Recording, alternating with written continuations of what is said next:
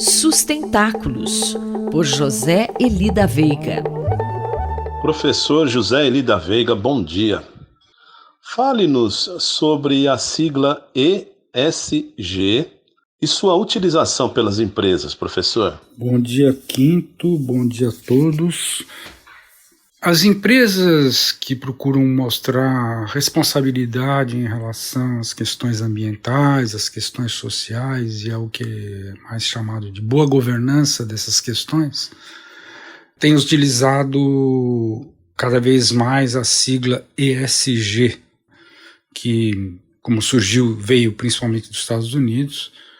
É uma sigla que quer dizer exatamente isso: ambiental, social e governança. Qual que é exatamente a relação disso com as discussões e os debates sobre sustentabilidade, o que é ou não é sustentável, ou desenvolvimento sustentável? Quer dizer, essas expressões aparentemente não foram incorporadas nessa sigla, isto é, o tema da sustentabilidade é o mesmo, mas não está se usando a expressão. Sei lá, talvez ainda seja cedo para se poder dizer exatamente o que isso significa. O fato é que, por ser uma coisa muito mais operacional, que já está inclusive bem estabelecida e codificada e que serve para monitorar o desempenho, né, das empresas nessas três áreas, evidentemente que tudo leva a crer que isso vai ser cada vez mais assim, quer dizer, vai ser muito mais importante para as empresas o ESG, sem querer saber qual é a relação disso com a grande discussão sobre a sustentabilidade, não é? E como a ciência enxerga essa iniciativa? Da mesma forma que as empresas? Há um contraste muito grande com o que aconteceu no meio científico, né? A novidade, no caso, é que em Harvard criaram um site novo que é para a ciência da sustentabilidade, justamente. Não inventaram palavras novas, não, foi assumida essa expressão que já tem uns 30 anos, no sentido que ela é empregada hoje em dia, né? E que, enfim, é bom saber que existe uma ciência da sustentabilidade tentando se afirmar ou se legitimar, e o último episódio disso é um site que foi lançado principalmente pelo professor William Clark, que é um ecólogo que dirige essa área, tanto em Harvard quanto um dos principais periódicos científicos que existe, que é o PNAS. Essa relação, vamos dizer, entre a evolução da questão no meio científico e o contraste que isso representa com o meio empresarial foi tema de uma coluna escrita no Valor, que foi publicada no dia 26, na sexta-feira, 26 de fevereiro, e que seria aconselhável que os ouvintes mais interessados na temática desta coluna pudessem consultar, ler, etc.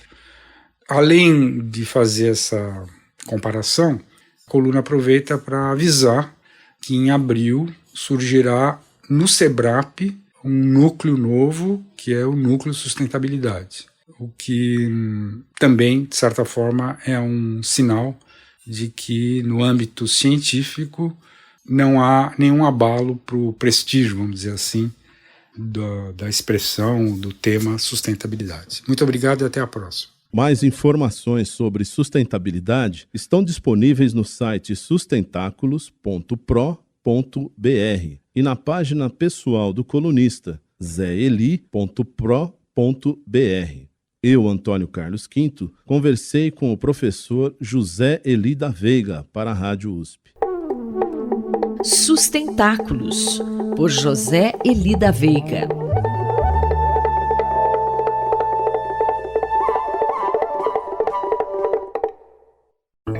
Cidade para Todos, por Raquel Ronick.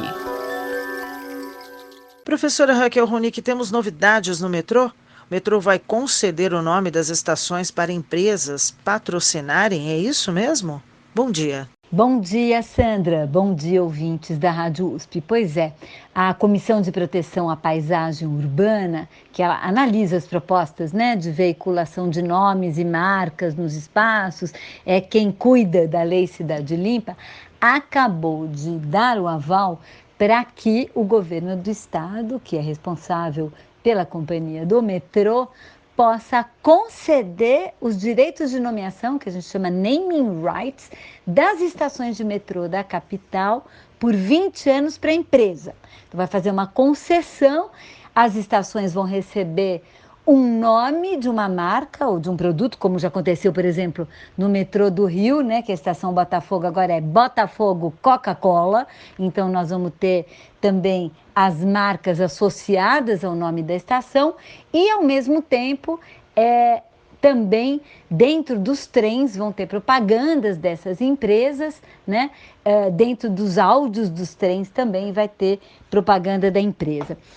Me parece que, do ponto de vista de prioridades da cidade, muito estranho o metrô, em plena pandemia, está preocupado em aumentar a rentabilidade, inclusive a rentabilidade, essa foi uma das justificativas que o metrô apresentou, de que isso é uma maneira de aumentar a rentabilidade do metrô no momento que ele perde passageiros por conta da pandemia. Me parece que essa prioridade é bastante discutível. Será que não seria mais importante o metrô pensar em como pode proteger muito melhor as pessoas durante a pandemia em seus trajetos que utilizam necessariamente o metrô?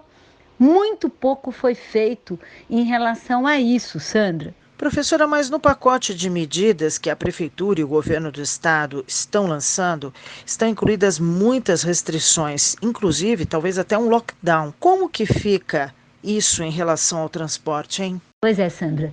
Desde o começo, já no ano passado, na pandemia, a equipe do Lab Cidade foi acompanhando e mostrando o quanto a circulação para trabalhar, inclusive nos serviços essenciais, é e continua sendo um grande elemento passível de contágio em função da superlotação de ônibus, em função da superlotação de metrô, em função de uma aglomeração nos terminais. E é impressionante como não se fala disso.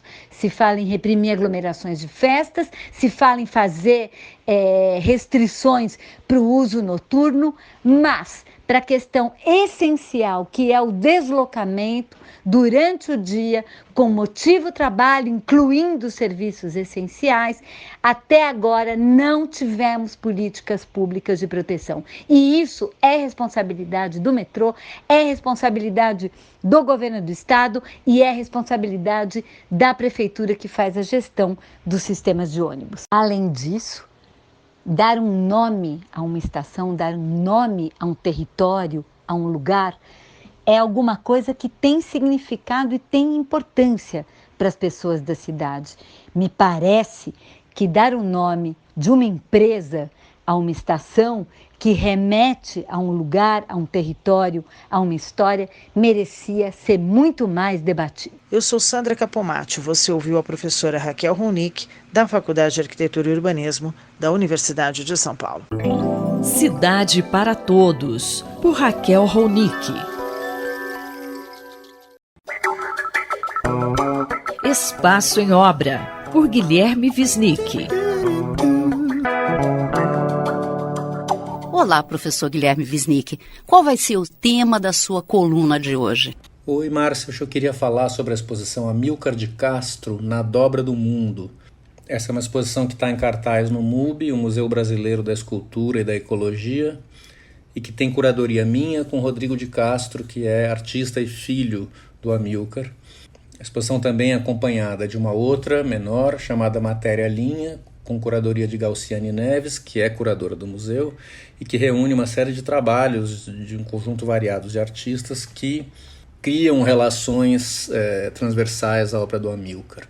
Vou comentar aqui a exposição Na Dobra do Mundo. O Amílcar de Castro é certamente um dos maiores artistas brasileiros do século XX, um dos maiores escultores, mas também um grande pintor, um grande gravador, mineiro, né, e que participou, além de designer gráfico, tem obras notáveis, e participou como uns grandes expoentes do movimento neoconcreto. Isso é, um artista associado às vanguardas construtivas do Brasil, que nos anos 50 e 60, sobretudo, ocuparam um papel muito importante na nossa cena, sendo que a obra do Amilcar se desdobrou ao longo das décadas seguintes com muita relevância também. É muito importante que essa exposição esteja acontecendo no MUB, museu criado por Paulo Mendes da Rocha, um dos nossos maiores arquitetos modernos no Brasil, e que, portanto, temos nessa exposição um encontro de gigantes, né? Um encontro entre Paulo Mendes da Rocha e Amilcar de Castro, um encontro que estava sendo esperado há muito tempo, porque o espaço do MUB, com toda aquela esplanada ao ar livre, ele parece que foi concebido para que esculturas como as de Amilcar de Castro existissem ali.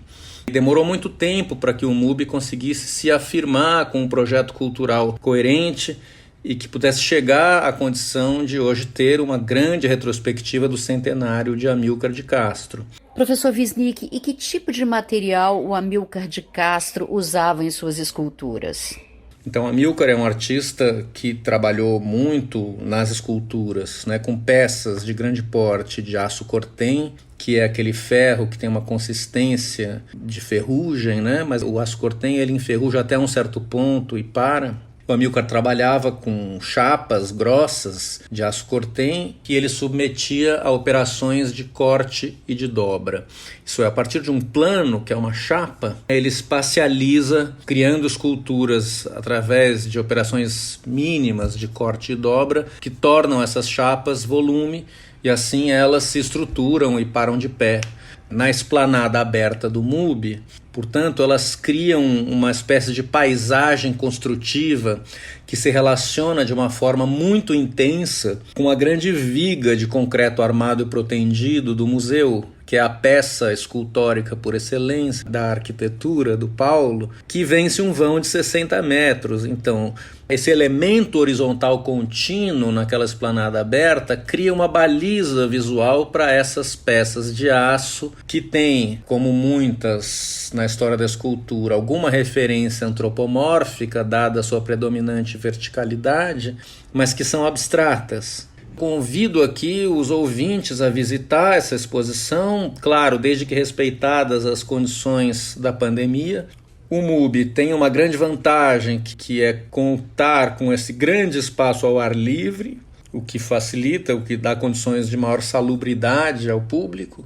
E no espaço interno, na grande galeria, temos, além de algumas esculturas de grande porte, as pinturas, que são também de grande porte. E predomina na seleção da curadoria o preto e branco severo das massas negras sobre fundo branco das pinturas de Amilcar de Castro, que se relacionam com o cinza do concreto aparente da arquitetura.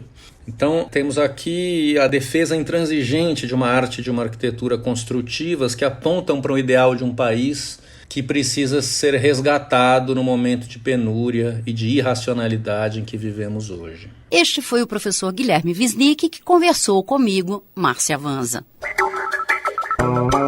Espaço em Obra, por Guilherme Wisnik.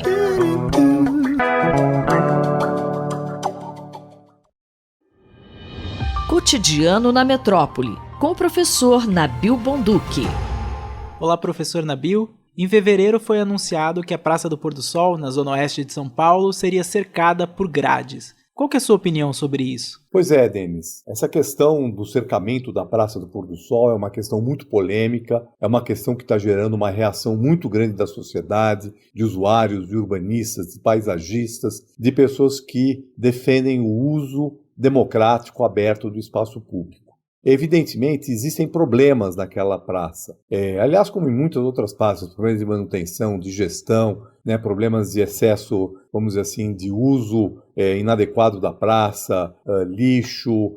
É um lugar muito privilegiado da cidade, um projeto das paisagistas Miranda Magnoli e Rosa Clias, projeto belíssimo dos anos 70, que ocupa uma área pública privilegiada, com vista para o pôr do sol. São Paulo tem falta de espaços públicos com essa qualidade e é claro que por conta disso ela é utilizada por muita gente. E, evidentemente, existem excessos. Pessoas que ficam ali além do horário do pôr do sol, que ficam à noite e que, de certa forma, também causam barulho, causam incômodo para os moradores do entorno. Mas esse problema precisa ser resolvido com gestão, com formas democráticas de debater a gestão e a manutenção da praça. Inclusive, existe uma lei, que aliás é uma lei da minha autoria, que chama Gestão Participativa de Praças, que busca criar comitês de cidadãos que possam, então, debater, discutir e, dessa maneira, criar condições para um convívio mais democrático e mais adequado nas praças da cidade de São Paulo, inclusive com a participação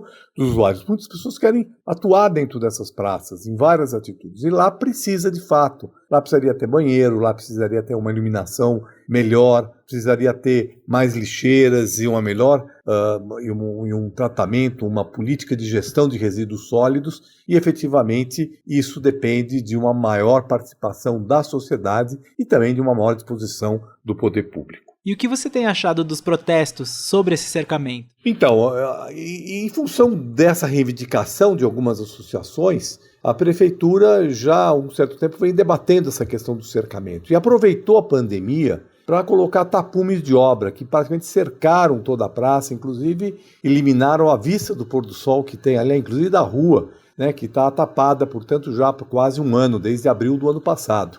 E, evidentemente, isso é uma perda enorme para a cidade. Mas o que causou mais espanto, isso aparentemente seria uma situação provisória para evitar que as pessoas fossem à praça, para evitar aglomeração, né? Mas o que causou espanto foi que a prefeitura, depois de já ter gasto bastante recursos para colocar esses tapumes, fala-se R$800 mil, ela começou a colocar um alambrado com uma espécie de tela de galinheiro atrás desse tapume, né? Ela é pouco vista hoje da rua, mas elas estão lá, já foi feita a obra foi licitada por valor de R$625 mil, e dessa maneira, então, essa obra está sendo feita, causando muita indignação. Nós tivemos no domingo uma manifestação, um abraço à Praça do Pôr do Sol, com muitos cartazes, muita gente se revoltada em relação a esse cercamento da Praça do Pôr do Sol. Nós esperamos que a prefeitura reveja essa posição e veja que um alambrado desse tipo não é mais uma coisa provisória. Ou se for uma coisa provisória, seria um absurdo se gastar tanto dinheiro assim para fazer um cercamento provisório. Eu acredito que a prefeitura deveria realmente discutir mais com a população esse tipo de situação. E se a prefeitura quer evitar aglomerações na cidade, não só nesse espaço, como em muitos outros espaços, deveria ter uma outra política. Tinha que ter uma ação, por exemplo, de campanha pública, de esclarecimento, de educação, mesmo nesses espaços, não só as praças, as ruas, né, no entorno de bares. Nós temos que ter uma conscientização da população. Nós estamos no pico da pandemia e, efetivamente, a prefeitura não tem nenhuma ação educativa, de esclarecimento, que possa efetivamente fazer com que as pessoas evitem aquilo que está acelerando a difusão e a transmissão do vírus. Não vai ser cercando uma praça, uma só, num lugar privilegiado da cidade, que vai se conter a circulação do vírus em São Paulo, e está se gastando dinheiro inutilmente. Eu, Denis Pacheco, conversei com o professor Nabil Bonduki para a Rádio USP. Cotidiano na Metrópole, com o professor Nabil Bonduki.